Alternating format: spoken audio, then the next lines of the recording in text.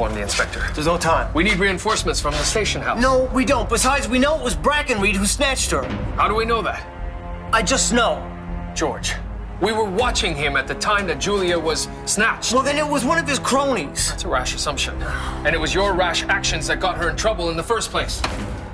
Hitting me isn't going to save her. No, but it might make me feel better. Brackenreed's on the move.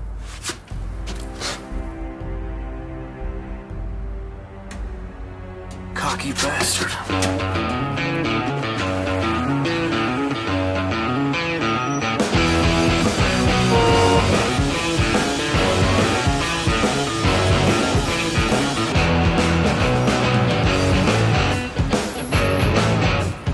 Leave him to me. I take the lead. We're of the same rank. I take charge. Your methods haven't proved to be successful yet. Listen, you just shut your mouth. And watch your back. Yes, I know. Hey, hey!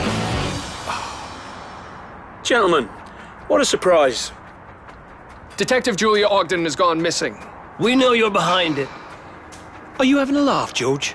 Is he having a giraffe? I assure you he's being quite serious. Tell us where she is. This is starting to give me the right hump. Don't make me report you for harassment again. I'll give you something to report. Allow me an attempt. Tell us where she is! That's exactly what I said. Listen, you two numpties have been watching me for ages. You know better than anyone I had nothing to do with your bird's disappearance. In fact, you two are my alibi. But I can see how upset you both are. So I'll tell you what, I'll be sure to keep your missing detective in my prayers. How's that sound? What do we do? What do we do? Well, we have options. I wasn't talking to you. The first of which is to contact the station and have them dispatch constables to comb the area. No. The deeper I was pulled into this investigation, the more enchanted I became with this strange world around me. Humans, vehicles, information, all moving so fast. How did one keep up? And who was this George of the future? He was so hot-tempered and rash. Was this what one had to become to survive in this modern age? Would we ever be able to see eye to eye?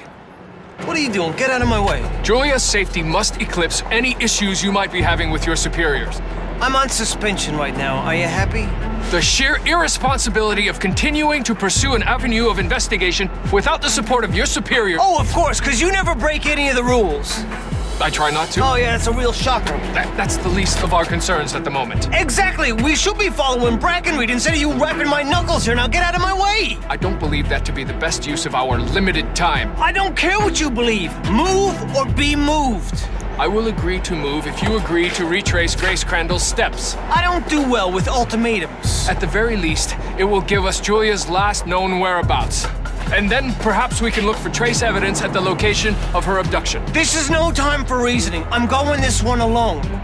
I'm afraid I can't let you do that. I'm afraid you have no choice. You know what, Murdoch? I would say I'm sorry for this, but I'm not.